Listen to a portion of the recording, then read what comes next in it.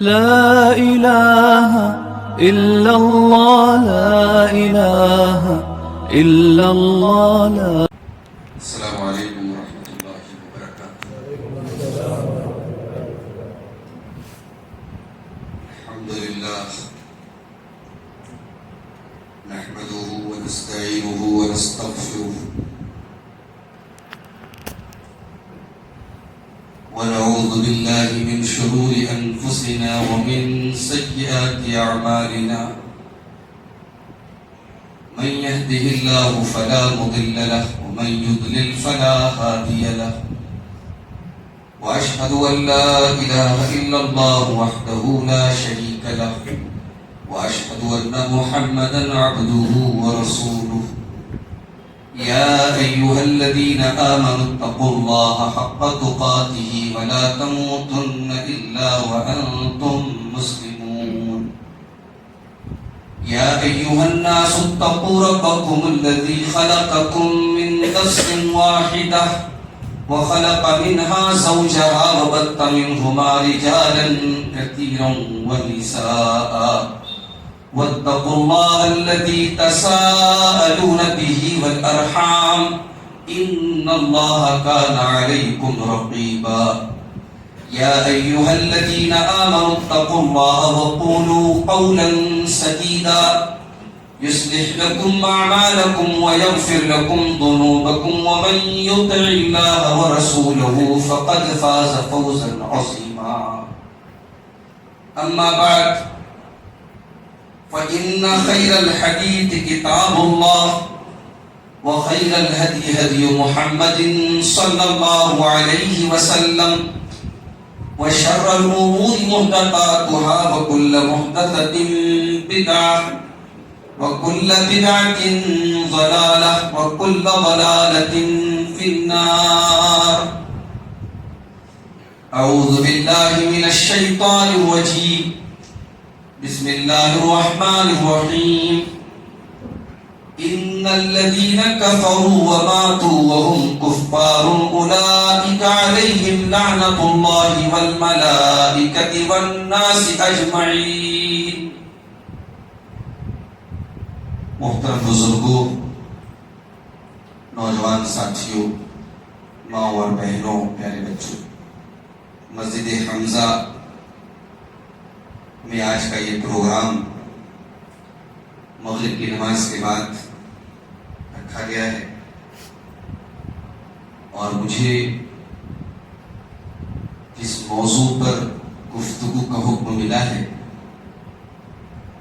وہ موضوع ہے وہ کون سے اعمال ہیں جن پر لعنت کی گئی ہے. لعنت کا لفظ آپ لوگ سنتے ہو، قرآن و سنت میں کئی مقامات پر لعنت کا لفظ آیا ہے. لعنت کہتے کس کو ہے؟ اگر لعنت اللہ کی طرف سے ہے تو مطلب کچھ اور ہے، اور لعنت بندے کی طرف سے ہے تو مطلب کچھ اور ہے. اللہ جب کسی پر لعنت کرتا ہے تو اس کا مطلب یہ ہوتا ہے کہ اللہ اپنی رحمت سے دور کر رہا ہے، دھتکار رہا ہے، اپنی رحمت سے اس کو دور کر رہا ہے. اور بندہ جب کسی پر لعنت کرتا ہے تو یہ بندے کی طرف سے ایک دعا ہے کہ اے اللہ تو اس کو دور کر دے اپنی رحمت سے. اور یہ جو لعنت ہے اس کائنات میں سب سے پہلی لعنت ابلیس کے اوپر ہوئی. سب سے پہلا ملعون اس کائنات کا ابلیس. ابلیس پر لعنت کیوں ہوئی؟ اللہ تعالیٰ فرماتا ہے سورہ صاد کے اندر، قال یا ابلیس ما منعک ان تسجد لما خلقت بیدی. اے ابلیس، تجھے کس چیز نے منع کیا اس کو سجدہ کرنے سے جس کو میں نے اپنے دونوں ہاتھوں سے پیدا کیا؟ استکبرت ام کنت من العالین. اے ابلیس، کیا تو تکبر کر رہا ہے، گھمنڈ کر رہا ہے، اپنے آپ کو بہت اونچا سمجھ رہا ہے؟ کیا بات ہے، کیوں تو نے آدم کو سجدہ نہیں کیا؟ قال انا خیر منہ خلقتنی من نار وخلقته من طین. ابلیس نے کہا کہ اے اللہ، میں آدم سے بہتر ہوں، میں آدم سے بہتر ہوں، اور جب میں بہتر ہوں تو میں کیوں سجدہ کروں؟ اے اللہ تو نے مجھے آگ سے پیدا کیا، آدم کو مٹی سے پیدا کیا، میں کیوں سجدہ کروں آدم کیا ہے؟ اللہ نے کہا قال فاخرج منها فإنك رجيم، اے ابلیس تو نکل جا ہماری رحمت سے، تو رجیم ہے، مردود ہے، وَإِنَّ عَلَيْكَ لَعْنَتِي إِلَى يَوْمِ الدِّينِ، اور میری لعنت برستی رہے گی تیرے اوپر قیامت تک، قیامت تک تو میری رحمت سے دور رہے گا، اور میں تجھے قیامت تک اپنی رحمت سے دور رکھوں گا، بلکہ قیامت کے دن بھی اللہ تعالیٰ کی رحمت سے دور رہے گا۔ ابلیس پر لعنت کیوں ہوئی؟ اس نے ایک تو اللہ کا حکم آ جانے کے بعد تکبر سے کام کیا۔ دیکھیے اللہ کے حکم کو نہ ماننا یہ بھی گناہ ہے، لیکن اللہ کے حکم کو نہ مان کر کے ڈھٹائی کرنا، ایک تو چوری اور اوپر سے سینہ زوری کرنا، یہ اور بڑا گناہ ہے۔ اللہ تعالیٰ کو تکبر پسند ہے۔ ایک انسان سچائی کو نہیں مان رہا ہے، یہ جرم ہے، لیکن سچائی کو جاننے کے باوجود نہیں مان رہا، یہ اور بڑا جرم ہے۔ اور ابلیس کا دوسرا جرم کیا تھا؟ اس نے نص کے مقابلے میں قیاس کیا۔ اللہ کا حکم آ گیا کہ آدم کو سجدہ دو، ابلیس اپنی منطق لگا رہا، اپنی لاجک لگا رہا، اپنی ریزننگ پیش کر رہا ہے، اپنی جو ہے وجہ بیان کر رہا ہے کہ نہیں ایسا ہے ویسا ہے۔ مومن کی یہ شان نہیں۔ مومن کی شان کیا ہے؟ انما كان قول المؤمنين اذا دعوا الى الله ورسوله ليحكم بينهم ان يقولوا سمعنا واطعنا۔ مومن کی شان یہ ہے، اللہ کا فیصلہ آ جائے، رسول کا فیصلہ آ جائے تو مومن کی زبان سے کیا نکلنا چاہیے؟ ہم نے سن لیا اور مان لیا۔ یہ مومن کی شان ہونی چاہیے۔ نبی کی حدیث اور نبی کا فرمان آ جانے کے بعد جو منطقیں لگائے، جو لاجکس پیش کرے، جو دائیں بائیں بھاگنے کے راستے تلاش کرے، وہ یاد رکھے کہ یہ راستہ ابلیس کا راستہ ہے، یہ متقی لوگوں کا راستہ نہیں ہے، یہ مومنوں کا راستہ نہیں۔ اچھا لعنت کی بات آئی تو ایک بات اور یاد رکھیے، کیا کسی مسلمان پر لعنت کی جا سکتی ہے؟ مان لیجیے کوئی مسلمان ہے لیکن گناہ کبیرہ کا مرتکب ہے، زنا کر رہا ہے، شراب پی رہا ہے، نماز چھوڑ رہا ہے تو مسلمان، کافر تو نہیں، تو کیا ہم اس کے اوپر لعنت کر سکتے ہیں؟ نہیں۔ کسی انسان، اسپیسیفک انسان کو آپ لعنت نہیں کریں، منع کیا گیا۔ آپ کسی گناہ کا نام لے کے لعنت کر سکتے ہیں، شراب پینے والوں پر اللہ کی لعنت ہو، نماز نہ پڑھنے والوں پر اللہ کی لعنت ہو، زنا کرنے والوں پر اللہ کی لعنت ہو، مگر کسی انسان کو خاص کر کے آپ لعنت نہیں کر سکتے۔ کیوں؟ ممکن ہے وہ توبہ کر لے، ممکن ہے وہ سدھر جائے، اس کی اصلاح ہو جائے، اس لیے کسی مومن کو جو گنہگار ہو، فاسق ہو، اس کو لعنت کرنے کی اجازت نہیں، بلکہ کافر کو بھی، خاص کر کے کافر کو بھی لعنت کرنے سے منع کیا گیا ہے۔ ممکن ہے اللہ تعالیٰ اس کو ہدایت دے دے، ہاں جو کفر کی حالت میں مر گیا ہے اس کے اوپر آپ لعنت کر سکتے، جو کافر زندہ ہے آپ اس کی ہدایت کی دعا کیجیے، اس کو لعنت نہ کیجیے۔ اب آئیے لعنت کے تعلق سے ایک بات اور یاد رکھیے، یہ تو انسان کی بات ہو گئی، کسی چیز کے اوپر لعنت کرنا کیسا ہے؟ بعض لوگ کیا ہے، کبھی کبھی ہوا کو لعنت کر دیتے ہیں، موسم کو برا بھلا کہہ دیتے ہیں۔ ہوا کو بھی لعنت کرنے سے اللہ کے نبی نے منع کیا ہے۔ یہ ابو داؤد کی روایت ہے کہ ایک صحابی نے ہوا کو لعنت کی تو اللہ کے نبی نے کہا کہ لا تلعنها فإنها مأمورة، ہوا کو لعنت مت کرو، ہوا اللہ کے حکم سے چلتی ہے۔ تو اللہ تعالیٰ کی کسی مخلوق کو بھی لعنت کرنے سے منع کیا گیا۔ اب آئیے ہم شریعت کی روشنی میں، کتاب و سنت کی روشنی میں کچھ ایسے گناہوں کو دیکھتے ہیں جن گناہوں کے کرنے والے پر اللہ نے اور اس کے رسول نے لعنت کی ہے۔ مقصد کیا ہے کہ ہم ان گناہوں کو اوائڈ کریں، ان گناہوں سے بچیں۔ اللہ ہم سب کو اس کی توفیق عطا فرمائے۔ اس میں سب سے پہلا جو گناہ ہے، جو میں نے آیت کریمہ آپ کے سامنے پڑھی سورہ بقرہ کی، اللہ تعالیٰ نے کہا ان الذین کفروا وماتوا وهم کفار، جن لوگوں نے کفر کیا، اللہ کا انکار کیا، رسول کا انکار کیا، قیامت کا انکار کیا، اللہ کی کتابوں کا انکار کیا، جن لوگوں نے بھی کفر کیا۔ جتنی چیزوں پر ایمان لانا کمپلسری ہے، اس میں سے کسی بھی چیز کا انکار کرنا کفر ہے۔ کوئی اللہ کو مانتا ہے رسول کو نہیں مانتا تب بھی کافر ہے، کوئی اللہ کو مانتا ہے رسول کو مانتا ہے قیامت کو نہیں مانتا تب بھی کافر ہے۔ یعنی ایمان کے جو 6 پلرز ہیں، ایمان کے 6 ارکان ہیں، اللہ پر ایمان لانا، اللہ کے فرشتوں پر ایمان لانا، اللہ کی کتابوں پر ایمان لانا، اللہ کے رسولوں پر ایمان لانا، قیامت کے دن پر ایمان لانا، تقدیر پر ایمان لانا۔ ان 6 چیزوں میں سے یا ان 6 چیزوں سے ریگارڈنگ، ان سے کنسرن کرنے والے، ان سے تعلق رکھنے والے کسی چیز کا انکار کوئی کرے گا تو کافر ہو گیا۔ مثال کے طور پہ قیامت کے دن پر ایمان رکھنے میں پلسرات پر ایمان لانا بھی شامل ہے، میزان پر ایمان لانا بھی شامل ہے، قیامت کے دن جو اٹھایا جائے گا اس پر ایمان لانا شامل ہے، عذاب قبر بھی شامل ہے۔ اگر کوئی عذاب قبر کا بھی انکار کرتا ہے جس کے بارے میں متواتر احادیث موجود ہے، قرآن سے بھی عذاب قبر ثابت ہے، تو وہ انسان بھی کفر کے دائرے میں چلا جائے گا، ایمان کے دائرے سے نکل جائے گا۔ تو جو ایمان کے 6 ارکان ہیں اس میں سے اگر کسی چیز کا انکار کر دے تو اللہ کیا کہہ رہا ہے؟ ان الذین کفروا وماتوا وهم کفار، جن لوگوں نے کفر کیا اور ان کا انتقال کفر کی حالت میں ہو گیا، اولئک علیہم لعنت اللہ، ایسے لوگوں پر اللہ کی لعنت ہوتی ہے، والملائکۃ، اور فرشتوں کی بھی لعنت ہوتی ہے، والناس اجمعین، اور تمام کے تمام انسانوں کی لعنت ہوتی ہے۔ اب سوچو، جس کے اوپر اللہ کی لعنت ہو، فرشتوں کی لعنت ہو، تمام انسانوں کی لعنت ہو، اس سے بڑا ملعون انسان کو ہو سکتا ہے۔ شکر ادا کیجیے اللہ کا کہ اللہ نے آپ کو ایمان کی توفیق بخشی، ایمان کی دولت اللہ نے آپ کو بخشی ہے۔ میرے پیارے ساتھیوں، ہمیں اور آپ کو اس نعمت پر اللہ کا ہمیشہ شکر ادا کرتے ہیں، اور اسی لیے اس نعمت کو بچا کے رکھنے کا حکم ہے۔ آپ سنتے ہیں نا خطبہ مسنونہ میں جو 3 آیتیں پڑھی جاتی ہیں، اس میں پہلی آیت میں کیا پڑھتے ہیں؟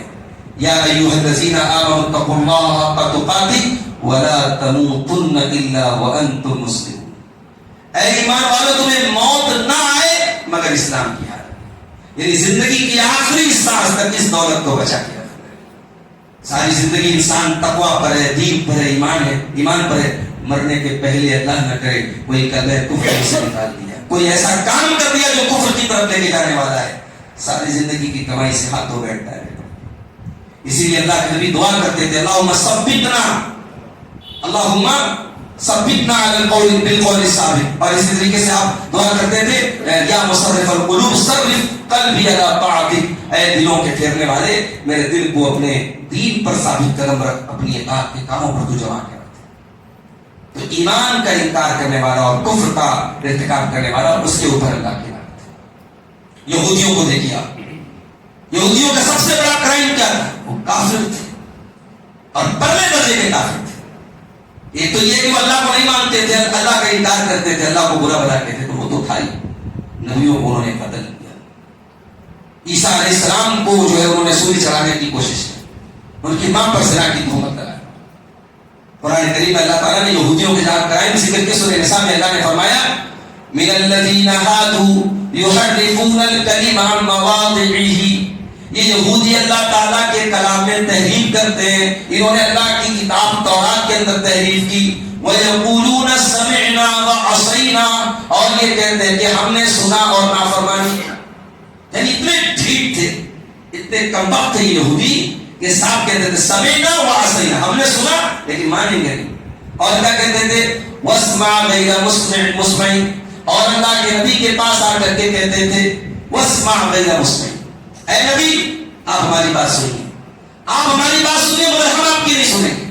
یعنی اللہ کے پیارے نبی صلی اللہ علیہ وسلم کی شان میں بھی گستاخی کرتے تھے، اور کیا کہتے تھے رائینا، اللہ کے نبی کے پاس جاتے تھے کہتے تھے رائینا، رائینا کا مطلب کہ ہمارا خیال کیجیے، لیکن رائینا کو تھوڑا کھینچ کے پڑھتے تھے رائینا، اے ہمارے چرواہے، یعنی اللہ کے نبی کی توہین کرتے تھے، انسلٹ کرتے تھے، یعنی ایسے الفاظ استعمال کرتے تھے جو ڈبل میننگ والے ہوں، جن الفاظ سے ان کا ہنسی مذاق والا بھی فارمولا ہو جائے اور کام بھی چل جائے۔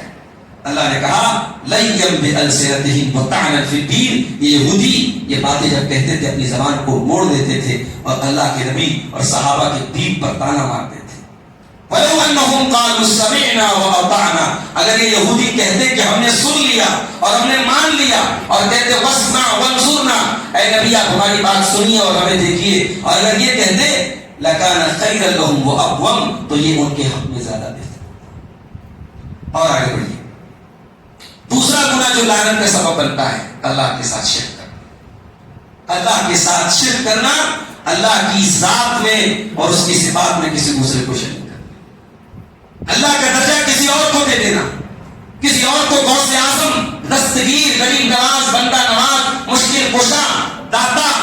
طریقے کی القاب و آداب دے دینا، کسی اور کے بارے میں یہ عقیدہ رکھنا کہ وہاں جانے سے ہمیں اولاد ملتی ہے، کسی دھاگے کے بارے میں یہ عقیدہ رکھنا کہ یہ دھاگا ہم پہنیں گے ہمیں مصیبتیں نہیں آئیں گی، ہم پر پریشانیاں نہیں آئیں گی، یہ شرک ہے میرے پیارے ساتھی۔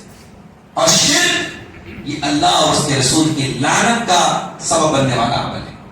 یاد کیجیے اللہ کے نبی کا آخری وقت، وہ آخری وقت جب آپ بے چینی اور بے قراری کی عالم میں تھے، اور آپ اس قدر بے چین تھے، کبھی چادر کو اوڑھ لیتے تھے، کبھی پھینک دیتے تھے، اس بے قراری کی عالم میں اللہ کے نبی نے فرمایا لعن اللہ اليہود والنصارى اتخذوا قبور انبیائهم مساجد، اللہ کی لعنت ہو یہود و نصارہ کے اوپر، انہوں نے اپنے نبیوں کی قبروں کو مسجد بنا لیا، اپنے نبیوں کی قبروں پر سجدہ کرتے۔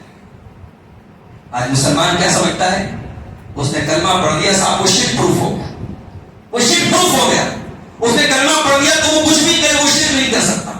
مولانا حالی نے لکھا ہے نا، کرے غیر کر بدھ کی پوجا تو کافر، کواکب میں مانے کرشمہ تو کافر، جھکے آگ پر بہرے سجدہ تو کافر، جو ٹھہرائے بیٹا خدا کا تو کافر، مگر مومنوں پر کشادہ ہے راہیں، پرستش کریں شوق سے جس کی چاہیں، نبی کو جو چاہیں خدا کر دکھائیں، اماموں کا رتبہ نبی سے بڑھائیں، مزاروں پہ جا جا کے نظریں چڑھائیں، شہیدوں سے جا جا کے مانگے دعائیں، نہ توحید میں کچھ کمی اس سے آئے، نہ اسلام بگڑے نہ ایمان جائے۔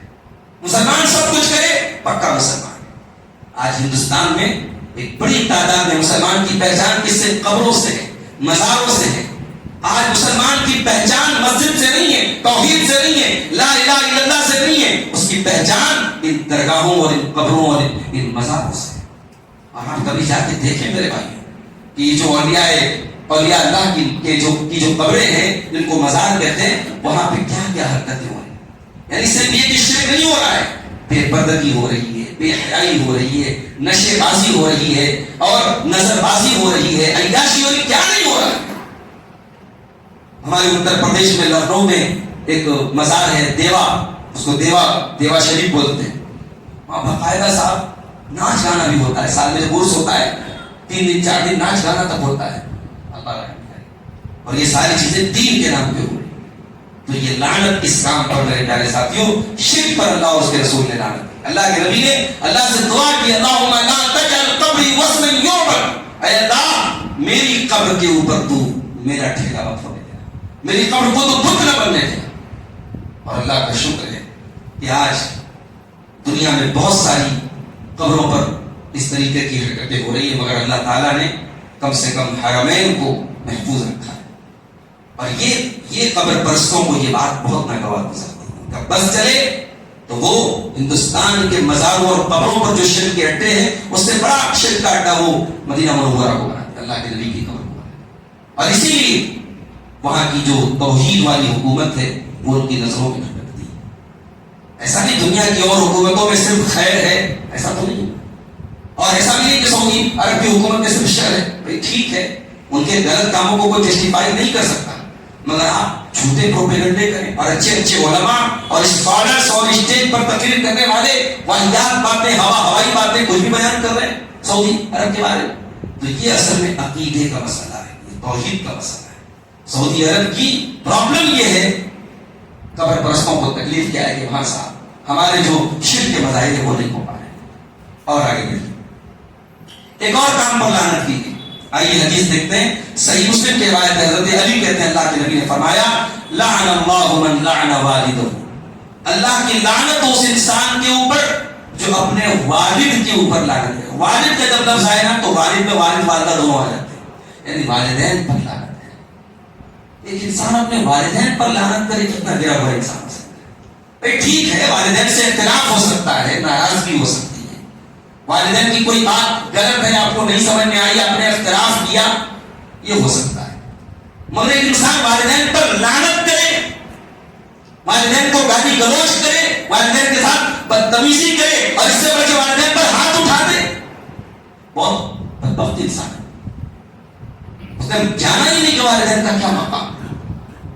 کبھی آپ غور کیجیے گا اللہ تعالیٰ نے قرآن کریم میں حقوق العباد کا جب ذکر کیا ہے، اپنے حق کے بعد اللہ نے اپنا حق بیان کرنے کے بعد جب بندوں کا حق بیان کیا تو سب سے پہلے وبالوالدین کے ساتھ، اپنے ماں باپ کے ساتھ اس کو سنو۔ اگر ماں 9 مہینے اپنے پیٹ میں آپ کو رکھتی ہے تو باپ ماں کی اور آپ کی کفالت کرتا ہے، آپ کی ہر ایک ضرورت کا خیال کرتا ہے. آپ کے لیے نہ جانے کتنی راتیں آپ کے ماں باپ نے جاگ کر کے کاٹی ہیں، اور آج آپ کے پاس چند پیسے آ گئے، تھوڑی سی طاقت آ گئی، تھوڑی سی سمجھداری آ گئی، تو ماں باپ بیکار ہو گئے. آپ لعنت کر رہے ہیں، برا بھلا کر رہے ہیں، گالی دے رہے ہیں. نہیں میرے ساتھ اللہ کے نبی لعنت، اللہ کے نبی کہہ رہے لعن اللہ من لعن والدہ، اللہ کی لعنت اس انسان کے اوپر جو اپنے والدین کے اوپر لعنت کرے. اللہ ہم سب کو اپنے والدین کی خدمت کی توفیق عطا فرمائے. ولعن اللہ من ذبح لغیر اللہ، اور اللہ کی لعنت اس انسان کے اوپر جو غیر اللہ کے لیے جانور ذبح کرے. جانور ذبح کرنا بھی ایک عبادت ہے. آپ اللہ کے علاوہ کسی اور کے نام سے جانور ذبح نہیں کر سکتے. ہمارے نوجوان بعض جو ہے وہ میکڈونلڈ میں اور کہاں کہاں جا کے چکن مٹن کھا لیتے ہیں، جبکہ معلوم نہیں کہ یہ حلال ہے کہ نہیں. اگر یہ کنفرم نہیں ہے کہ یہ حلال ہے تو آپ کے لیے کھانا کیسے درست ہو سکتا ہے؟ غیر اللہ کے نام پر یا غیر شرعی طریقے سے جو جھٹکے آج کل، آپ شاید حیدرآباد میں رہتے ہیں، آپ کو شاید اس کا احساس کم ہو. دوسرے شہروں میں، دوسرے اسٹیٹس میں یا تعصب زیادہ ہے. باقاعدہ وہاں تو دکانیں، جو میٹ کی دکانیں ہیں، چکن کی دکانیں ہیں، وہ کہتے ہیں نہیں صاحب ہم تو جھٹکا والا رکھتے ہیں، ذبح کریے. ذبح تو مسلمان کرتا ہے، وہ جھٹکے والے جانور رکھتے ہیں. اور پھر وہ گوشت سپلائی ہوتا ہے ریسٹورینٹس میں، ہوٹلس میں. میں کہتا ہوں کیوں ایسا شک والا کام کیوں کرنا بھائی؟ آپ ٹرین میں جا رہے ہیں، فلائٹ میں جا رہے ہیں، ویج کھا لیجیے، آپ مت کھائیے آپ ایسا نان ویج، اس میں ڈاؤٹ ہے. غیر اللہ کے نام پر جو جانور ذبح کیا جائے وہ حرام ہے. آپ کے لیے کھانا حرام ہے اور ایسا کرنا بھی حرام ہے. اللہ کے نبی نے لعنت کی، لعنت اس انسان کے اوپر جو غیر اللہ کے نام پر جانور ذبح کرے. وَلَعَنَ اللَّهُ مَنْ آوَى مُحْدِثًا، اور اللہ کی لعنت اس انسان کے اوپر جو کسی بدعتی کو پناہ دے. اب دیکھیے بدعتی کو پناہ دینے کا کیا مطلب ہے؟ بدعتی کو پناہ دینے کا مطلب یہ ہے کہ آپ بدعتی کا سپورٹ کریں، بدعتی کو آپ کے ذریعے سپورٹ ملے، اس کی اجازت اسلام ہے. بدعت رد کرنے کے لائق چیز ہے، بدعت سپورٹ کرنے کے لائق چیز. ٹھیک ہے، ہمارے آس پاس میں جو بدعتی لوگ ہیں ان میں سے بہت سارے ایسے لوگ ہیں جو نادان ہیں. ان کے علماء نے، ان کے بڑوں نے جو پٹی پڑھائی ہے وہ بیچارے پڑھ کے بیٹھے. ان کو ایسی فضیلتیں بتائی گئی اولیاء اللہ کی، بزرگوں کی، ان کو لگتا ہے کہ ہم اور آپ گستاخی کرتے ہیں اولیاء کرام کی، ہم تو مانتے ہی نہیں نبی کو، ہم تو مانتے ہی نہیں صحابہ کو. تو اب یہ نادان لوگ ہیں، ہمیں ان کی نادانی کو دور کرنا ہے. ان کے ساتھ اب تعلق رکھیں، ان کے ساتھ ہم میل جول رکھیں، ہم اس سے آپ کو منع نہیں کر رہے، مگر آپ کسی بدعت کے کام میں ساتھ نہیں دیں. دوستی اپنی جگہ ہے، تعلق اپنی جگہ ہے، لیکن بھائی یہ 11ویں کی آپ بریانی لائیں، میں نہیں کھا سکتا، میں اس سے جائز نہیں سمجھتا. سیدھی سی بات ہے، کون سی تکلیف کی بات ہے؟ من آوى محدثا، کسی بدعتی کو پناہ دینا، کسی بدعتی کا سپورٹ کرنا، اس پر بھی اللہ کے نبی نے لعنت کی ہے. اور چوتھی چیز کیا ہے؟ وَلَعَنَ اللَّهُ مَنْ غَيَّرَ مَنَارَ الْأَرْضِ، اور جو انسان زمین کے نشانات کو چینج کر دے. ایک انسان کی زمین ختم ہوئی، دوسرے کی شروع ہوئی.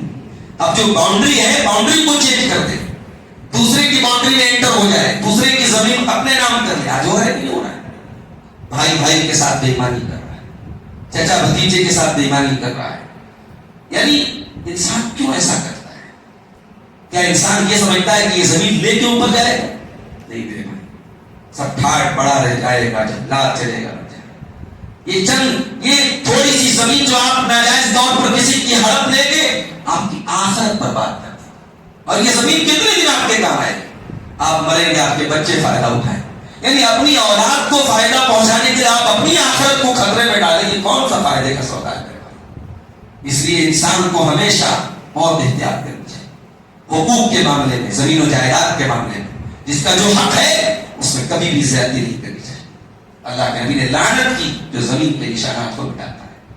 اور ایک اور حدیث میں اللہ کے نبی نے فرمایا کہ کسی نے اگر کسی دوسرے انسان کی ایک بالش، یہ جو ہمارے ہاتھ کے ہتھیلی کا جو یہ پیمانہ ہوتا ہے نا، اس کو اردو میں بالش بولتے ہیں، ایک بالش کسی کی زمین اگر کسی نے ناجائز طور پر ہڑپ لی، اللہ کے نبی فرماتے تُبِّقَ مِنْ سَبْعِ أَرْضِينَ يَوْمَ الْقِيَامَةِ، قیامت ان 7 زمینوں کا توق اس کی گردن میں ڈالا جائے. 7 زمینیں، یعنی یہ جو زمین ہماری زمین ہے، ایسی 7 زمینوں کا توق بنا کر کے وہ اس کی کیا کیفیت ہوگی اب تو تصور بھی نہیں کر سکتے، ہمارے امیجنیشن سے پرے کوئی چیز. بہت سخت عذاب ہے زمین و جائیداد میں گڑبڑی کرنے والوں کا. اور آگے بڑھیے. بخاری کی روایت حضرت عبداللہ بن مسعود کہتے ہیں لعن اللہ الواشمات، اللہ کی لعنت ہو گدنا گودنے والی عورت پر. گدنا مطلب جیسے آج کے دور پہ ٹیٹو بنتا ہے، ٹیٹو بنانے والی عورت پر. والمتوشمات، اور ٹیٹو بنوانے والی عورت پر، بنانے والی عورت پر بھی اور بنانے والی عورت پر. والمتنمسات، اور اپنے آئی برو کو نوچنے والی، آئی برو کو چھیڑنے والی. اگر کسی عورت کی آئی برو نارمل سے زیادہ ہے، بہت زیادہ گھنی ہے، اور یعنی جو عورت کی ایک شیپ ہوتی ہے اس سے باہر ہے، تو اس کو تو گنجائش ہے کہ وہ نارمل کی لمٹ میں اس کو لے کے آئے. جیسے کسی عورت کے اگر چہرے پر بال وغیرہ آ جائے، نارملی تو نہیں ہوتے، اس کو وہ ریموو کرا سکتے ہیں، لیکن بلا وجہ اچھی خاصی اس کی آئی برو ہے، اس کے ساتھ وہ چھیڑ چھاڑ کر رہی ہے، تو یہ اللہ تعالیٰ کی تخلیق کے ساتھ چھیڑ چھاڑ ہے. فیشن کے نام پر، میک اپ کے نام پر آج کل کیا کیا ہو رہا ہے، جو ہمارے بیوٹی سے ریلیٹڈ جو لوگ جانتے ہیں ان کو معلومات ہوگی، خاص طور سے خواتین کو تو یقیناً معلومات ہوگی کہ میک اپ کے نام پر آج کل کیا کیا ہو رہا ہے. اللہ کے نبی نے میک اپ کی اور جو ہے عورت کی خوبصورتی کے نام پر جو چیزیں ہوتی ہیں اس کی ایک لمٹ بنا دی. عورت کوئی ایسا کام نہ کرے تو اللہ کی تخلیق کو بدلنے والی. عورت اپنے آپ کو مردوں کے جیسی چال ڈھال نہ بنائے. اسی طریقے سے مردوں کو بھی حکم ہے کہ وہ عورتوں کے جیسی چال ڈھال نہ بنائے. ایک جگہ مجھ سے سوال کیا گیا کہ مرد حضرات کیا سونے کی چین پہن سکتے ہیں؟ غالباً یہ ساؤتھ انڈیا میں آندھرا پردیش میں کہیں پروگرام تھا، وہاں یہ سوال ہوا تھا. یہ تقریباً 4-5 سال پہلے کی بات ہے. تو میں نے وہاں یہ جواب میں کہا تھا کہ سونے کی چین تو نہیں استعمال کر سکتے، اس کے علاوہ اسٹیل وغیرہ کی چین استعمال کر سکتے. بعد میں یہ بات ہمارے سامنے آئی کہ مولانا آپ کی یہ بات سن کر کے بعض لوگ تو اسٹیل وغیرہ کی پہن رہے ہیں، لوہے کی پہن رہے ہیں. تو بعد میں جب اس مسئلے پر میں نے اور علماء کے فتاوے دیکھے تو علماء نے لکھا کہ نہیں، یہ جو چین وغیرہ ہے یہ عورتوں کی زینت ہے اور مرد حضرات کے لیے بالکل جائز نہیں. چین پہننا یہ عورتوں کی زینت سے ریلیٹڈ ایک چیز ہے، اور مرد اگر پہن رہا ہے تو گویا کہ وہ عورتوں کی مشابہت کر رہا ہے، عورتوں کی نقل کر رہا ہے، اور عورتوں کی نقل کرنے والے مردوں پر بھی اللہ کے نبی نے لعنت کی. تو عبداللہ بن مسعود کیا کہتے ہیں؟ گودنا گودنے والی عورت پر اللہ کی لعنت، گودنا گودوانے والی عورت پر اللہ کی لعنت، آئی برو نوچنے والی عورت پر اللہ کی لعنت، اور والمتفلجات، اپنے دانتوں کے بیچ میں گیپنگ کروانے والی. اس زمانے میں فیشن کا طریقہ تھا دانتوں کے بیچ میں گیپنگ کروا دیتی تھی. اچھا آج اگر کسی کے دانت بڑے بڑے ہوں یا ٹیڑھے میڑھے ہوں تو اس کو اگر نارمل شیپ میں لے کے آئے تو اس میں انشاءاللہ کوئی حرج کی بات نہیں، اس کی اجازت ہے، کیونکہ وہ اللہ تعالیٰ کی تخلیق کو بدلنے والی بات نہیں. نارمل شیپ اس کو لے کے آیا گیا تو وہ نارمل سے ایپ نارمل اس کو کر دیتی تھی کہ دانتوں کے بیچ میں گیپنگ کر دیتی تھی. اس زمانے کا ایک فیشن تھا.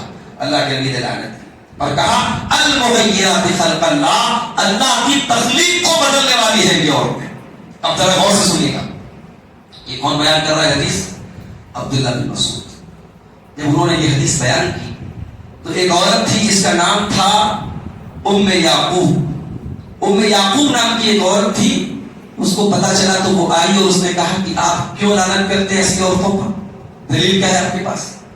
حضرت عبداللہ نے کہا کہ میں کیوں لعنت نہ کروں ایسی عورتوں پر جن پر اللہ کے رسول نے لعنت کی، ومن ہوا فی کتاب اللہ، اور جن کا ذکر تو قرآن میں بھی ہے، اللہ کی کتاب میں بھی ہے.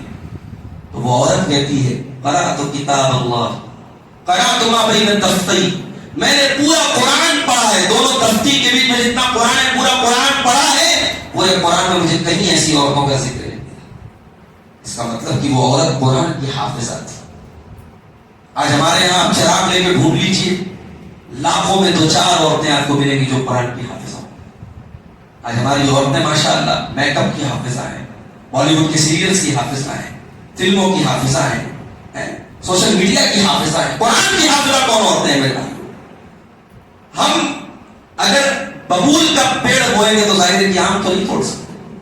ہماری بچیاں، ہمارے گھر کی خواتین، ہم جس طریقے کی ان کی پرورش کر رہے ہیں، جو سکھا رہے ہیں اور جس ماحول میں وہ پل پڑ رہی ہیں، جب ان کے پاس دین نہیں ہے، ان کے پاس قرآن کی نالج نہیں ہے، ان کے پاس حدیث کی نالج نہیں ہے، تو پھر یہ جو مسئلے پیدا ہو رہے ہیں کہ صاحب مسلمان لڑکی مرتد ہو رہی ہے، مسلمان لڑکی غلط راستے پہ جا رہی ہے، کون سی حیرت کی بات ہے؟ اس کو معلوم ہی نہیں کہ دین کیا ہے، اس کو معلوم ہی نہیں کہ ایمان کیا ہے، تو اسے کیوں ایکسپیکٹ کرتے ہیں کہ وہ ایمان کی حفاظت کرے؟ ایمان کی حفاظت کی ایکسپیکٹیشن آپ اس سے کریں گے جو ایمان کی اہمیت کو جانتے ہیں. نبی کے دور کی عورتیں کیسی ہوتی تھی ذرا اندازہ لگائیے. یعقوب آ کر کے کہتی ہے کہ اے عبداللہ میں نے پورا قرآن پڑھا ہے, پورے قرآن میں کہیں ایسی عورتوں کا ذکر نہیں ہے, آپ کیسے فتوا دے رہے ہیں؟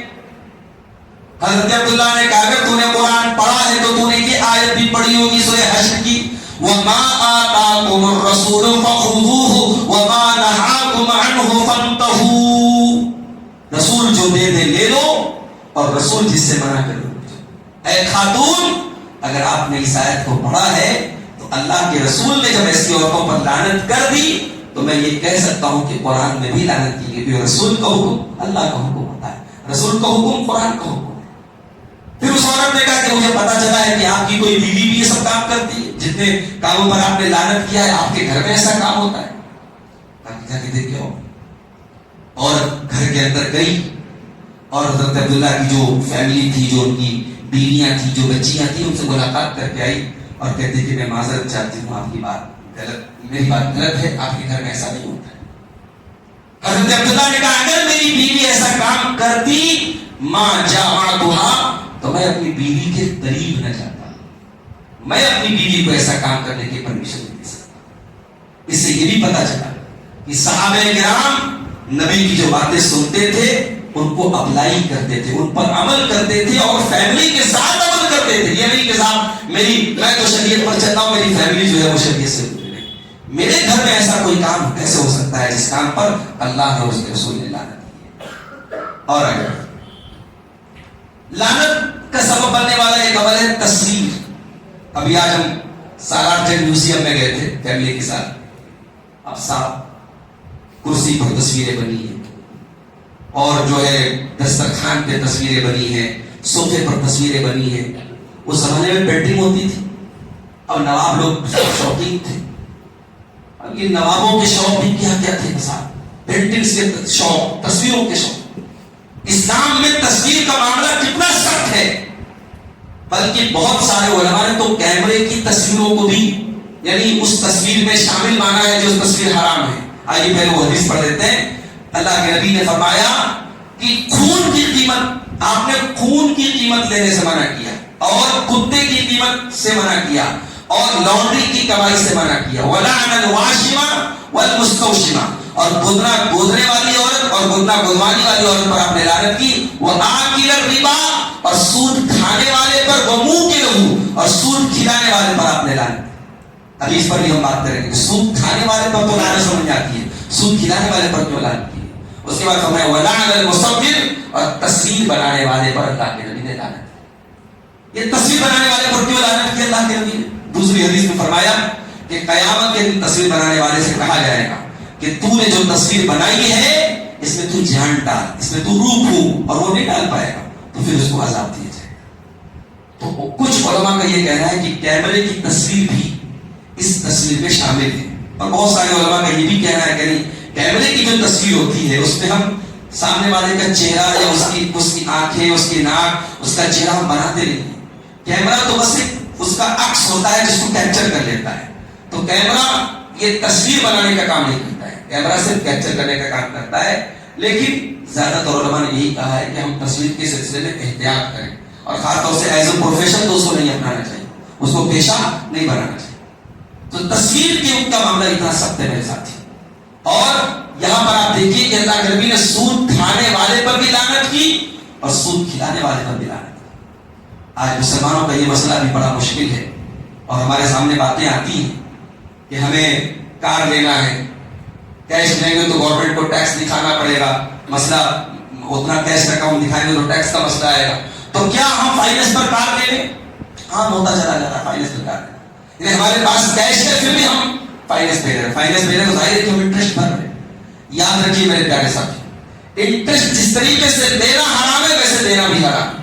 آپ جتنی کنڈیشن بتا رہے ہیں, شریعت میں کسی حرام چیز کے حلال ہونے کی ایک ہی کنڈیشن ہے, اضطراری کنڈیشن. جیسے قرآن نے کہا کہ مردار حرام ہے, فمن اضطر غیر باغ ولا عاد فلا اثم علیہ. اگر کوئی انسان بالکل مر رہا ہے, اس کو اگر وہ مردار نہیں کھلائے گا تو وہ مر جائے گا, اس کی جان بچانے کے لیے مردار کھلایا جا سکتا ہے.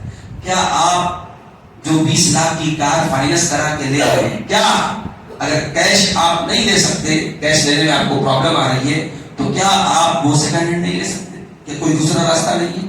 کیا لون پر لینا اور فائننس پر اس کار کو لینا یہ اس شریعت کی اصطلاحی کنڈیشن میں آتی ہے؟ یہ بہت پیچیدہ مسئلہ ہے میرے ساتھیوں، لیکن آج بہت افسوس کی بات ہے کہ ہمارا ایک بڑا طبقہ اس میں انوالو ہے، بڑا طبقہ انوالو ہے۔ سود جیسے گناہ کو ہم نے کامن بنا دیا ہے، کوئی گھر محفوظ نہیں ہے، کوئی انسان محفوظ نہیں ہے، بہت خطرناک گناہ ہے میرے پیارے ساتھی۔ اللہ تعالیٰ نے سود اور بیاج کے متعلق اتنا سخت لفظ استعمال کیا، شاید کسی اور گناہ کے متعلق اتنا سخت لفظ استعمال کیا۔ اللہ نے فرمایا فَإِن لَمْ تَفْعَلُوا فَأْذَنُوا بِحَرْبٍ مِّنَ اللَّهِ وَرَسُولِهِ، اگر تم سود اور بیاج کا لین دین نہیں چھوڑتے ہو تو اللہ اور اس کے رسول سے جنگ کرنے کے لیے تیار ہو۔ اس لیے ہمیں اور آپ کو بہت اس سے بچنا چاہیے، اور نبی نے جو الفاظ استعمال کیے، سود کھانے والے پر بھی اللہ کی لعنت، سود کھلانے والے پر بھی اللہ کی لعنت، اور سود کی گواہی دینے والا اور سود کو لکھنے والا سب پر اللہ کی لعنت، اور آپ نے فرمایا کہ سب برابر ہے، ہم سواء، سب برابر ہیں۔ یہ بہت بڑی بات ہے، اس لیے ہمیں اور آپ کو سود اور بیاج کے ہر ٹرانزیکشن سے اپنے دام کو بچانا چاہیے۔ ایک اور گناہ ہے جو انسان کو لعنت کا حقدار بناتا ہے، نبی کے صحابہ کو برا بنا دینا۔ نبی کے صحابہ کو برا بنا کہنے پر جو لعنت آتی ہے، آئیے قرآن دیکھتے ہیں۔ ان الذین یؤذون اللہ ورسولہ، جو لوگ اللہ کو تکلیف دیتے ہیں، رسول کو تکلیف دیتے ہیں، لعنہم اللہ فی الدنیا والآخرہ، ان کے اوپر اللہ کی لعنت برستی ہے دنیا میں بھی اور آخرت میں بھی، وَأَعَدَّ لَهُمْ عَذَابًا مُهِينًا، اور اللہ نے ان کے لیے ذلیل کر دینے والا عذاب تیار کر کے رکھا ہے۔ آپ رسول کے صحابہ کو برا بھلا کہیں گے تو کیا رسول کو تکلیف نہیں ہوگی؟ جن صحابہ کرام نے قدم قدم پہ نبی کا ساتھ دیا، جن صحابہ کرام نے نبی کے لیے اپنی جانیں نچھاور کر دی، جن صحابہ کرام کی جیسی جنریشن قیامت تک پیدا نہیں ہو سکتی۔ بھائی ہمارے امت میں نیک لوگ پیدا ہو سکتے ہیں، متقی پیدا ہو سکتے ہیں، پرہیزگار پیدا ہو سکتے ہیں، مگر کوئی صحابی دنیا میں پیدا نہیں ہو سکتا۔ بھائی کوئی بہت نماز پڑھ رہا ہے، کوئی تہجد پڑھ رہا ہے، عبادت گزار بن جائے گا، صحابی تو نہیں بن پائے گا۔ ہم وہ ہاتھ کہاں سے لائیں گے جن ہاتھوں نے اللہ کے نبی سے مصافحہ کیا؟ ہم وہ نظریں کہاں سے لائیں گے جن نظروں نے جمال مصطفیٰ کا دیدار کیا ہے؟ ہم وہ ماحول کہاں سے لائیں گے جس ماحول میں اللہ کے پیارے نبی اپنی حدیثیں بیان کرتے تھے اور صحابہ کرام سے؟ ہم وہ بدر و احد کا میدان کہاں سے لائیں گے جہاں صحابہ کرام اپنے سینے کو نبی کی جان بچانے کے لیے اپنے سینے کو آگے کر دیتے تھے؟ تو صحابہ کرام کو تکلیف پہنچانے والا نبی کو تکلیف پہنچاتا۔ اور ایک بات اور بولوں، ایک جماعت ہے، ایک گروہ ہے جو اہل بیت کی محبت کے نام پہ صحابہ کو گالی دیتا ہے۔ ان سے پوچھو کہ بھائی نبی کے صحابہ کیسے تھے؟ جواب میرے بہت برے لوگ تھے۔ وہ صاحب بولتے ہیں کہ نبی کے صحابہ تو غدار لوگ تھے، منافق لوگ تھے، نبی کا انتقال ہوا انہوں نے یہ کیا وہ کیا۔ یعنی آپ ایک عیسائی سے پوچھیں کہ اے عیسائی، عیسیٰ علیہ السلام کی امت میں سب سے افضل کون لوگ ہیں؟ عیسائی کہے گا عیسیٰ علیہ السلام کے صحابہ، ان کے ساتھی، ان کے حوالی، ان کے کمپینین۔ یہودی سے پوچھو کہ موسیٰ علیہ السلام کے ساتھیوں میں سب سے افضل کون؟ یہودی کہے گا موسیٰ علیہ السلام کے جو صحابہ تھے، ان کے جو ساتھی تھے۔ لیکن ایک رافضی سے پوچھو، ایک صحابہ کے دشمن سے پوچھو کہ نبی کی امت میں سب سے برے کون لوگ؟ وہ کہے گا نبی کے صحابہ ہے۔ یہ ہے اس قوم کا حال۔ اور میرے پیارے ساتھیوں، ہم ایسے لوگوں سے امید رکھیں کہ صاحب وہ فلسطین کی مدد کریں گے، وہ ہماری مدد کریں گے، وہ اسلام کی مدد کریں گے۔ ان کا اتہاس رہا ہے، ان کی تاریخ رہی ہے، انہوں نے ہر دور میں مسلمانوں کی جڑوں کو بھوگا ہے۔ آج سیریا کے حالات آپ دیکھ رہے ہیں، سیریا کے حالات اب جو سامنے آ رہے ہیں، جب وہاں تختہ پلٹ ہوا ہے، اب جو حالات سامنے آ رہے ہیں، اللہ اکبر۔ جب 15 سال پہلے جب سیریا کی خبریں آتی تھی تو ہم لوگ اتنا کیئر نہیں کرتے، اب جو باتیں آ رہی کہ 40 سال تک جیل خانے میں لوگوں کو رکھا گیا، لوگوں کو سورج تک دیکھنا نصیب نہیں ہوتا تھا۔ 40 سال کے بعد لوگ نکلے ہیں، تب ان کو پتہ چل رہا ہے کہ آج تاریخ کون سی ہے، آج کیلنڈر پہ سن کون سا چل رہا ہے، کس کی حکومت ہے، کس کا دور ہے، لوگوں کو یہ تک نہیں پتا ہے۔ لاکھوں لوگوں کو اکٹھے قبر بنا کے اس قبر میں ڈال دیا گیا، اور پھر جب دوسرے لوگوں کو دفنانا پڑا تو بلڈوزر چلا کے ان لاشوں کو پھر نکال کے پھر دوسرے لوگوں کو ڈالا گیا۔ یہ ظلم وہاں کیا گیا۔ کیوں؟ یہ ظلم کرنے والا رافضی تھا، نصیری تھا، اور جو مظلوم لوگ تھے وہ اہل سنت تھے، وہ سنی تھے، وہ اس طبقے سے تعلق رکھتے تھے۔ اور اس کا سپورٹ کون کر رہا ہے؟ وہ ایران سپورٹ کر رہا ہے کہ جو صاحب بڑا ہمدرد بن رہا ہے، صاحب ہم تو فلسطین کے بڑے ہمدرد ہیں اور بیت المقدس کے بڑے ہمدرد ہیں۔ تو ہمیں ان چیزوں کو بھی اپنی نظر میں رکھنا چاہیے۔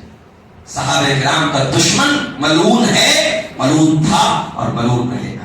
اس کی پگڑی، اس کی داڑھی، اس کی ظاہری بناوٹ، اس کے ہم خوبصورت نعروں سے کبھی دھوکہ نہیں کھا سکتے۔ قرآن کہہ رہا ہے ان الذین یؤذون اللہ ورسولہ، جو اللہ کو تکلیف دیتے ہیں، جو رسول کو تکلیف دیتے ہیں، لعنہم اللہ فی الدنیا والآخرہ، ان کے اوپر دنیا اور آخرت میں اللہ کی لعنت برستی ہے۔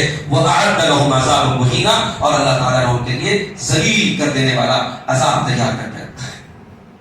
اسی طریقے سے شراب پینے والا انسان اور شراب پینے میں کسی طریقے کا سپورٹ کرنے والا انسان، آج حیدرآباد ہو، ممبئی ہو، بڑے بڑے جو ہوٹلز ہیں آپ دیکھتے ہوں گے، restaurant and bar, restaurant and bar. ارے مسلمان تیری ایمان کی غیرت کہاں گئی؟ تیرے اندر ایمان کی غیرت ہے، ایسے ریسٹورینٹ میں تو قدم مت رکھ جہاں ریسٹورینٹ کے ساتھ بار چلتا ہے یا شراب پلائی جائے۔ ایئرپورٹ کے لاؤنج میں اگر بہترین فری کے کھانے ملیں اور اس لاؤنج میں اگر شراب بھی پروسی جا رہی ہے تو تیری ذمہ داری ہے کہ اس لاؤنج کے کھانے کو تو ٹھکا دے، میں نہیں کھاؤں گا جہاں شراب پلائی جاتی ہے۔ مگر مسلمان کا حال تو یہ کہ مسلمان خود جا کے شراب پی رہا ہے۔ نئے سال کی جشن کی رات میں کیا مسلمان جو ہے شراب و شباب کے اڈوں پہ نہیں جا رہا ہے؟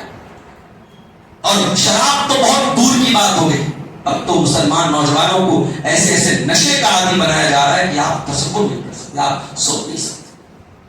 آپ کی امیجنیشن کے باہر کی چیزیں آج نوجوان نشے کے طور پہ استعمال کر رہے ہیں۔ کسی زمانے میں ہم سنتے تھے کہ کف کا جو سیرپ ہوتا ہے، کھانسی کا سیرپ، جو نشہ خور لوگ ہوتے ہیں نا، اس کو نشے کے طور پر استعمال کرتے ہیں۔ اب وہ دور ختم ہو گیا۔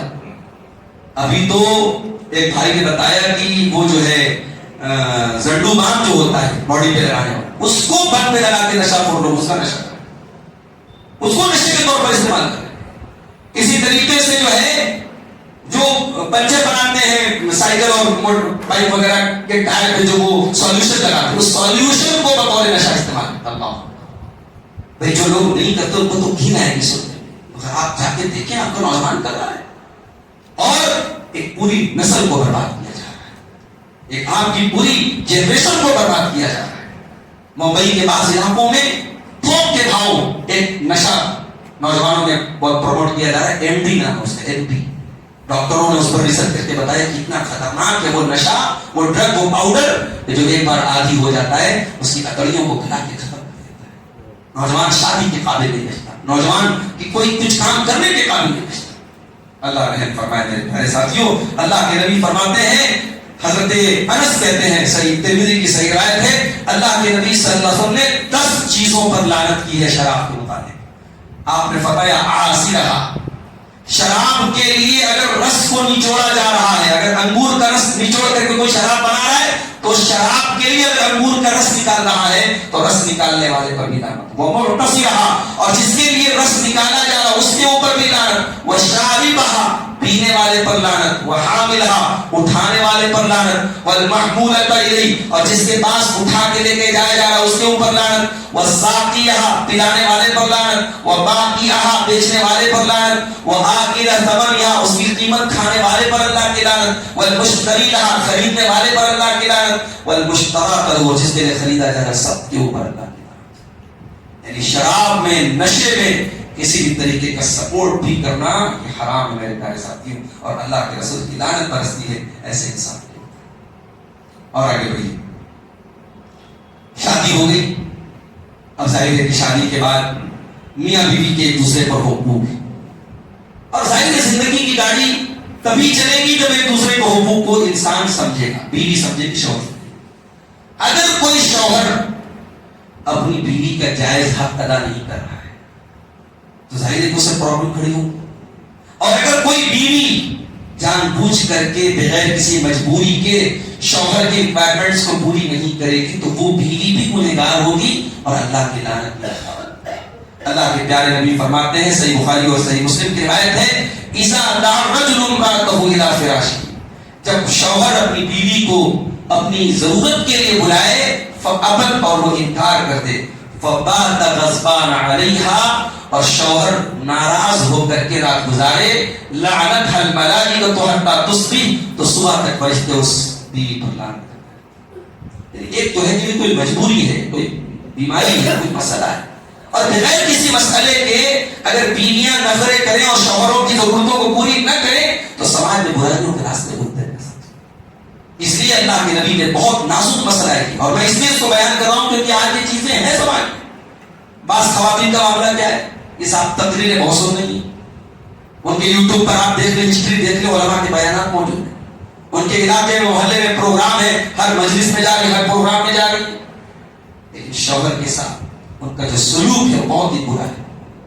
شوہر کی ضرورتوں کا خیال نہ رکھنا, شوہر سے ڈھنگ سے بات نہ کرنا, شوہر کی اجازت کے بغیر نفلی روزے رکھ لینا منع کیا گیا. اللہ کے نبی نے منع کیا کہ بیوی شوہر کی اجازت کے بغیر نفلی روزہ نہ رکھے, کیونکہ یہ جو اٹیچمنٹ ہے شوہر اور بیوی یہ 24/7 ہے. شوہر اور بیوی ایک دوسرے سے کبھی بھی مل سکتے ہیں. اب ایک بیوی اگر 14 گھنٹے 12 گھنٹے 13 گھنٹے روزہ رکھ رہی ہے, شوہر سے وہ دور رہے گی, اس کو اس نفل روزے کی اجازت لینی پڑے گی اپنے شوہر سے. اتنا نازک مسئلہ ہے. اللہ کے نبی کے پاس ایک عورت آتی ہے, اللہ کے نبی کو پوچھتے ہیں کہ ازواج زوج انتی, کیا تو میریڈ عورت ہے, شادی شدہ عورت ہے؟ کہتی ہے ہاں اللہ کے نبی. آپ نے کہا کہ تو اپنے شوہر کے لیے کیسی ہے؟ کہتی ہے اللہ کے نبی ما آلوہ الا خیرا, میں اپنے شوہر کی خدمت میں کوئی کمی نہیں کرتی. آج ایسی عورتیں کہاں ملیں؟ آج کوئی عورت یہ اتنے دعوے کے ساتھ کہہ سکتی ہے کہ میں اپنے شوہر کی خدمت میں کوئی کمی نہیں کر سکتی؟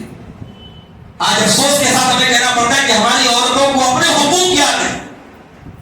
جیسے شادی ہوئی 1 سال گزرا, میں ماں باپ کے ساس سسر کے ساتھ نہیں ہوگی, مجھے الگ کر دی.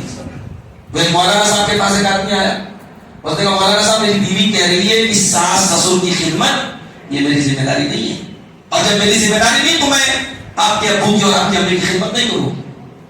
کہہ رہا ہے مولانا صاحب میری بیوی عالمہ ہے, پڑھی لکھی ہے, میری بیوی کے لیے قرآن میں کہاں لکھا ہے اور حدیث میں کہاں لکھا ہے کہ اپنے ساس اور سسر کی خدمت کرو, لہذا میں آج سے آپ کے ابو کی اور آپ کی امی کی خدمت نہیں کروں گی, مجھے آپ الگ رکھیں.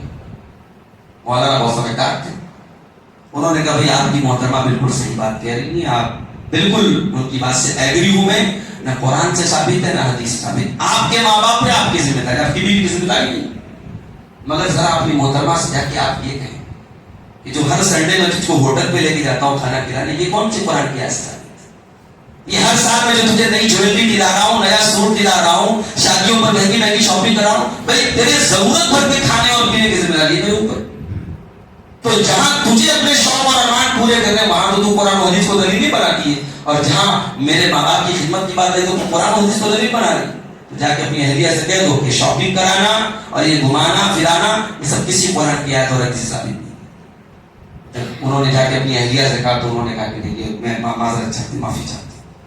تو زندگی کی گاڑی میرے بھائی قانون کے ڈنڈے سے نہیں چلتی. ہر چیز آپ قانون کے ڈنڈے سے نہیں بنا سکتے. بہت ساری چیزیں ایک دوسرے کو سمجھ اور بوجھ کر کے چلتی ہیں. اسی لیے اللہ کے نبی اس عورت سے کہا کہ کیا تو اپنے شوہر کی خدمت کرتی ہے؟ کہا کہ ہاں اللہ کے نبی بہت خدمت کرتی ہے. آپ نے فرمایا اے خاتون تو کان کھول کر کے سن لے, انما ہوا جنتوں کی و ناروں کی, تیرا شوہر تیری جنت بھی ہے, تیرا شوہر تیری جہنم بھی ہے. تو اگر اپنے شوہر کی خدمت کرے گی, اس کو خوش کرے گی, اس کی ضرورتوں کا خیال کرے گی, وہ تیری جنت بن جائے گا, اور اس کو ناراض کرے گی, وہ تیری جہنم بن جائے گا. ایک شادی شدہ انسان, ایک شادی شدہ عورت اگر جنت میں جانا چاہتی ہے, اس کی ذمہ داری ہے کہ اپنے شوہر کی خدمت کرے. اللہ کے نبی نے 4 کام کرنے پر عورت کو جنت کی خوشخبری دی. آپ نے فرمایا اذا صلت المرأة خمسها وصامت شهرها واطاعت زوجها واحسنت فرجها دخلت من ابواب الجنة شهر. عورت 5 ٹائم کی نماز پڑھے, رمضان کا روزہ رکھے, اپنے شوہر کی اطاعت اور خدمت کرے, اور اپنی شرمگاہ کی حفاظت کرے. 4 کام اگر عورت کرے, جنت کے جس دروازے سے چاہے وہ جنت میں جا سکتی. لعنت کا سبب بننے والا ایک عمل اور ہے, اور یہ عمل بھی آج کامن ہوتا چلا جا رہا ہے. شوہر کا بیوی سے ریلیشن شپ بناتے وقت غیر فطری طریقہ استعمال کرنا, جو نیچرل طریقے کے خلاف طریقہ ہے. کیونکہ آج کے زمانے میں انٹرنیٹ اور جو پلیٹ فارمز ہیں انٹرنیٹ کے, بہت ساری چیزیں ہمارے نوجوانوں میں عام ہو رہی. تو جو گندگی عام ہو رہی اس میں سے گندگی یہ بھی غیر فطری طریقے سے لوگ اپنی بیویوں کو مجبور کرتے ہیں حرکتوں پر. اللہ کے نبی نے لعنت کیا. اللہ کے نبی فرماتے ہیں ملعون من اتى امرأته في دبرها، جو انسان اپنی بیوی کے ساتھ غیر فطری طریقے سے صحبت کرتا ہے وہ انسان ملعون ہے۔ آج افسوس کی بات ہے کہ یہ برائی پہلے یہود و نصارہ کے اندر تھی، بڑی تعداد میں آج مسلمانوں کے اندر بھی یہ چیز آ چکی، تو یہ بھی اللہ کی لعنت کا سبب بننے والا ایک عمل ہے۔ اسی طریقے سے لعنت کا سبب بننے والا ایک عمل مرد کا مرد کے ساتھ ریلیشن شپ بنانا، جس کو ہومو سیکسولیٹی بولتے ہیں، یا جس کو جو ہے گے اور لیسبین کا جو رشتہ بولتے ہیں، آج اس رشتے کو بھی عدالتوں سے باقاعدہ جواز فراہم کر دیا گیا کہ کوئی حرج کی بات نہیں، دنیا کی عدالتیں اس کو لائسنس دے دیں، محمد اکرم کی عدالت سے اس عمل کو ملعون قرار دیا گیا۔ اللہ کے نبی نے فرمایا، 3 مرتبہ فرمایا لعن اللہ من عمل عمل قوم لوط، جو حضرت لوط کی قوم کا جو عمل تھا، دنیا میں اس گندگی کی شروعات کس نے کیا تھا؟ قوم لوط نے کیا تھا۔ اور آپ جانتے ہیں قوم لوط پر اللہ کا عذاب کیسا آیا تھا؟ پوری بستی کو اللہ نے الٹ ڈالا تھا، کیونکہ اس قوم نے اللہ کے قانون کو الٹا تھا، اللہ کی فطرت کو الٹا تھا۔ اللہ تعالیٰ نے مرد کے لیے عورت کو بنایا ہے، انہوں نے یہ کام مرد نے مرد سے لینا شروع کیا تھا، انہوں نے فطرت کو الٹا تھا، نیچر کو الٹا تھا، اللہ تعالیٰ نے پوری بستی کو الٹا تھا، اور آسمان سے پتھر برسے، آسمان سے عام طور سے پتھر تو نہیں برستا، لیکن اس قوم پر پتھر برسے تھے، اور باقاعدہ ہر پتھر پر نام لکھا تھا جس کے اوپر برسنا تھا، پوری قوم کو اللہ تعالیٰ نے توبہ کر دیا۔ تو اللہ کے نبی نے لعنت کی ہے۔ آج افسوس کی بات ہے یہ گندگی بھی بہت تیزی کے ساتھ نوجوانوں میں پھیل رہی ہے۔ اللہ ہمارے نوجوانوں کی حفاظت کرے۔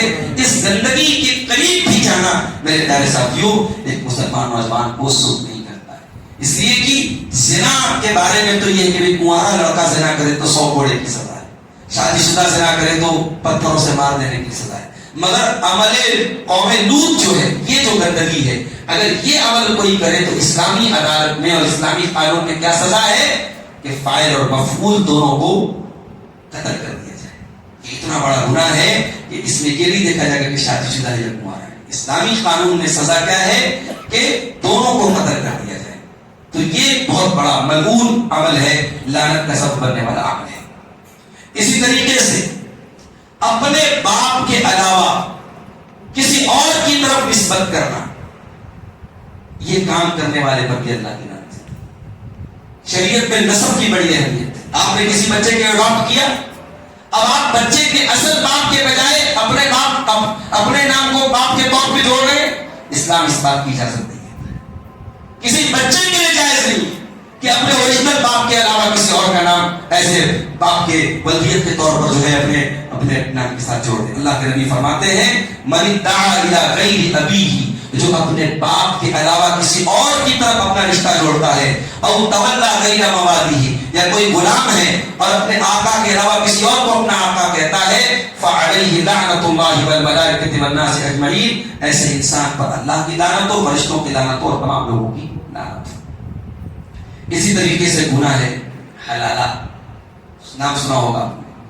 شریعت میں ایک قانون رکھا گیا، ایک سسٹم رکھا گیا کہ اگر کوئی مرد اپنی بیوی کو 3 طلاق دے دے، شریعت میں 3 الگ الگ طلاق دینے کا آپشن رکھا گیا، اگر تیسری طلاق کوئی اپنی بیوی کو دے دے تو قرآن کیا کہتا ہے فَلَا تَحِلُّ لَهُ حَتَّى تَنْكِحَ زَوْجًا غَيْرَهُ، تو اب یہ بیوی اپنے شوہر کے لیے حلال نہیں ہو سکتی جب تک کہ یہ عورت کسی اور سے نکاح نہ کرے۔ تو شریعت نے ایک آپشن بتایا تھا، شریعت نے طریقہ نہیں بتایا تھا کہ تم یہ طریقہ بنا لو، شریعت نے ایک آپشن بتایا کہ اگر کوئی تیسری طلاق اپنی بیوی کو دے دیتا ہے تو اب دوبارہ as a wife and husband وہ دونوں میاں بیوی ساتھ میں نہیں رہ سکتے۔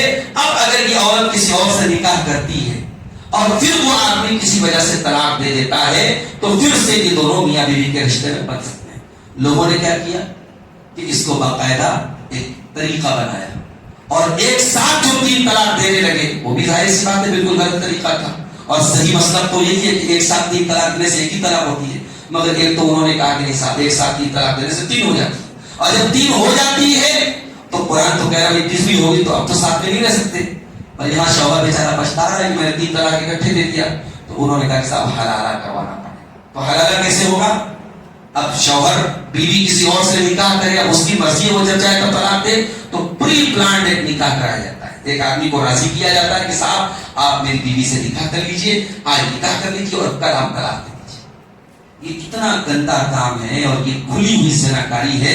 آئیے حدیث آپ کو پڑھ کے سناتا ہوں. اللہ کے نبی نے لعنت کی المحلل والمحلل, حلالہ کرنے والے پر, جو انسان حلالہ کر رہا ہے اس کے اوپر بھی, اور جس کے لیے حلالہ کیا جا رہا ہے, دونوں پر اللہ کے نبی نے لعنت کی. اور ایک اور حدیث ہے ابن ماجہ کی, اللہ کے نبی نے صحابہ سے کہا کہ کیا میں تم کو کرائے کے سانڈ کے بارے میں نہ بتا دوں. جس طریقے سے کرائے کا سانڈ ہوتا ہے نا, گائے کو جو ہے وہ پریگنٹ کرنے کے لیے لایا جاتا ہے, اسی طریقے سے کرائے کا سانڈ ہے. صحابہ نے پوچھا اللہ کے نبی کون ہے کرائے کا سانڈ؟ آپ نے کہا هو المحلل, وہ حلالہ کرنے والا ہے. آج پوری دنیا میں مذاق بنا اسلام, پارلیمنٹ میں قانون بنا ٹرپل طلاق کو لے کر کے, کیوں بنا؟ اور آج اسلام کے دشمن حلالہ کو لے کر کے الزام لگاتے ہیں پورے اسلام پر اور مسلمان پر, جبکہ اسلام نے اور اللہ کے نبی کی حدیثوں نے حلالہ کو بالکل انویلڈ قرار دیا ہے اور غلط قرار دیا ہے. تو میرے بھائیوں, لعنت کا سبب بننے والا ایک عمل یہ بھی ہے. اور دو چیزیں اور بیان کر کے ہم بات ختم کریں گے. قبروں کی زیارت کرنے والی عورتوں پر بھی اللہ کے نبی نے لعن اللہ زوارات القبور, قبروں کی بہت زیادہ زیارت کرنے والی. ایک تو یہ کہ کبھی کبھار چلی گئی بطور عبرت, ماں کی قبر ہے, باپ کی قبر ہے, کبھی خیال آیا ماں کی محبت دل میں جوش ماری, گئی قبرستان پہ, ماں کی قبر پہ چلی گئی. لیکن ایک عادت بنا لینا اور بار بار قبرستان جانا, اور آج جو ہے قبروں کے نام سے جو باقاعدہ درگاہیں بنی اور مزارات بنے وہاں عورتوں کا جانا. اور صاحب وہاں میں نے کرناٹک میں گلبرگہ میں گیا تو وہاں دیکھا کہ باقاعدہ جو ہے وہ جو اندر مجاور صاحب بیٹھے ہوئے ہیں وہ ایک بہت بڑا سا مور کا پنکھ لیے ہوئے ہیں, اور جو عورتیں آ رہی ہیں تو ایک وہ اس پنکھ کو ایک بار مزار میں لگاتے ہیں, ایک بار عورتوں کو لگاتے ہیں. یعنی وہ ٹرانسفر کر, جو بلوٹوتھ سے ڈاٹا ٹرانسفر ہوتا ہے تو برکت ٹرانسفر ہوتا ہے, ادھر وہ مورچہ لگاتے ہیں قبر میں, ادھر لگاتے ہیں عورت. یہ دین محمدی کی تعلیم تو نہیں ہے. میرے نبی کے پاس عورتیں آتی تھی, بیعت لیتی تھی, کلمہ پڑھتی تھی. اللہ کے نبی بیعت لیتے تھے, شرک مت کرنا, زنا مت کرنا, قتل مت کرنا.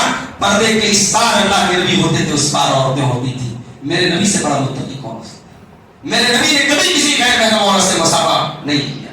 اور آج یہ جعلی پیر اور یہ مجاور اور یہ قبروں پر بیٹھے والے یہ مٹھادیش لوگ, یہ ان عورتوں کو جو ہے باقاعدہ اس مورچل سے اور ان چیزوں سے ٹچ کر رہے ہیں اور اس کو صاف دین کا نام دیا جا رہا ہے. اللہ کے نبی نے لعنت کی ہے قبروں کی زیارت کرنے والی عورتوں پر, اور اسی لیے آپ نے لعنت کی ہے کیونکہ عورتیں جو ہوتی ہیں ایمان اور عقیدے کے اعتبار سے کمزور ہوتی, ان کے بارے میں خطرہ ہوتا ہے کہ اگر وہ بار بار قبروں پر جائیں گی تو بہت سارے شرکیہ کام کرے گی. اور یہ میں آپ کو بھی ایک بات بتا دوں کہ قبرستان جا کر کے قبر والے کے لیے, مردے کے لیے دعا کرنا جائز تو ہے, مگر اگر آپ یہ سمجھتے ہیں کہ ہماری ماں کا انتقال ہو گیا اب ہم قبر پہ جا کے ہی دعا کر سکتے ہیں تو یہ غلط ہے. آپ مسجد میں بھی دعا کر سکتے ہیں, آپ اپنے گھر میں بھی دعا کر سکتے ہیں. قبرستان جانے کی اجازت ہے, ضروری نہیں ہے. آپ کی ماں کی کے لیے آپ مغفرت کی دعا اپنے گھر میں بیٹھ کے نہیں کر سکتے. ہمارے بعض لوگوں نے کیا کیا کہ ایک عادت بنا لی, ہیبٹ بنا لی, فجر کے بعد ماں کی قبر پہ جا رہے ہیں, ہر جمعہ کو جا رہے ہیں, ہر عید کے دن جا رہے ہیں, ہر بقرعید کے دن جا رہے ہیں, ہر رمضان میں جا رہے ہیں, ہر شب قدر تاکراتوں میں جا رہے ہیں. آپ ہیبٹ مت بنائیے. آپ یعنی ایز یوزول جب بھی آپ کا جی چاہے آپ قبر پہ جا کے آپ دعا کر سکتے ہیں, لیکن ضروری نہیں ہے. اور عورتوں کو جانے سے اللہ کے نبی نے منع کیا ہے. اور آخری چیز جو میں بیان کر کے بات ختم کروں گا, لعنت کا سبب بننے والا ایک عمل یہ بھی ہے کہ علماء اپنے علم کو چھپائیں.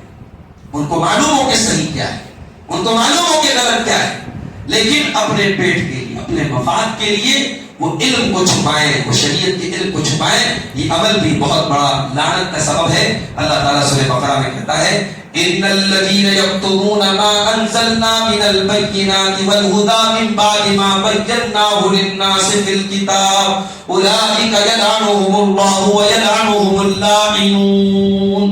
جو لوگ ہماری آیتوں کو چھپاتے ہیں, ہم نے بیان کر دیا لیکن وہ چھپاتے ہیں, ایسے لوگوں پر اللہ کی لعنت اور ایسے لوگوں پر لعنت کرنے والوں کی لعنت. اللہ کے نبی فرماتے ہیں کہ جس سے علم کے بارے میں پوچھا جائے اور وہ چھپا لے تو ایسے انسان کو قیامت کے جہنم کی آگ کی لگام پہنائی جائے گی. علماء کے لیے بہت وارننگ ہے اس حدیث میں.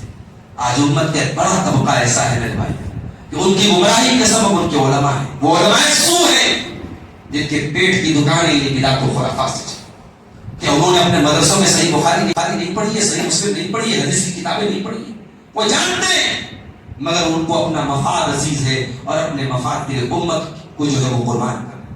اور انہی میں جس کو اللہ تعالیٰ ہدایت دے دیتا ہے. آپ دیکھیے نیپال کی سرزمین پر ایک عالم دین ہے مولانا عظیم الدین رضوی صاحب. وہ باقاعدہ اسی طبقے سے ان کا تعلق تھا, راجستھان میں جگہ وہ پڑھاتے تھے اور تمام بدعت و خرافات کے کاموں میں لگے رہتے تھے. مگر اللہ تعالیٰ نے ان کو ہدایت کی توفیق بخشی اور آج الحمدللہ وہ اہل حدیث ہوئے اور اہل حدیث میں ایک اچھے دائی, ایک اچھے خطیب کے طور پہ وہ جانے جاتے ہیں. تو ایسے بہت چند لوگ آپ کو ملیں گے, ورنہ اکثریت ایسے لوگوں کی ہے جو باقاعدہ بدعت کو پروموٹ کر رہی ہے اور صحیح اور حق بات کو لوگوں سے چھپا رہی ہے. تو میرے عزیزوں, میرے بھائیوں, بدعت و خرافات کو پروموٹ کرنے کے لیے اللہ کے دین کو چھپانا یہ بھی لعنت کا سبب بنانے والا عمل ہے. یہ چند باتیں ہیں جو لعنت کا سبب بنتی ہیں جو میں نے آپ کے سامنے بیان کی ہیں. آخر میں یہ کہوں گا کہ جتنی چیزیں میں نے بیان کی ہیں یہ وہ چیزیں ہیں جو شریعت کی نظر میں اتنا بڑا گناہ ہے کہ اللہ اور اس کے رسول نے اس پر لعنت کی. ہماری ذمہ داری یہ ہے کہ ہم ان چیزوں سے اپنے دامن کو بچائیں, چاہے وہ شرک ہو, چاہے وہ کفر ہو, چاہے وہ سود کھانے کا معاملہ ہو, چاہے وہ شراب کا معاملہ ہو, چاہے وہ عورتوں کی بے پردگی اور بے حیائی کا معاملہ ہو, اور میک اپ میں غیر شرعی طریقہ اپنانے کا معاملہ ہو, والدین پر لعنت کا معاملہ ہو, زمین و جائیداد کا معاملہ, جتنی چیزیں میں نے بیان, ان چیزوں سے ہمیں اور آپ کو بچنا ہے. اور اس لیے بھی بچنا ہے, ابھی تک اگر معلوم نہیں تھا, اب آپ نے بیان میں سن لیا, اب قیامت کے دن یہ آپ کے لیے حجت بنے گا, دلیل بنے گا.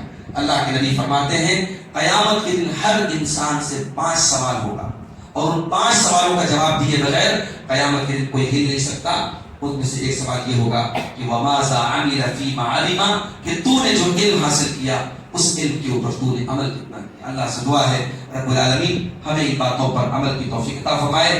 رب العالمین ہر قسم کے لعنت کے سبب بننے والے عمل سے ہم سب کی حفاظت فرمائے. بالخصوص اللہ تعالی ہمارے نوجوانوں کو اور ہماری خواتین کو ان اعمال سے بچنے کی توفیق عطا فرمائے.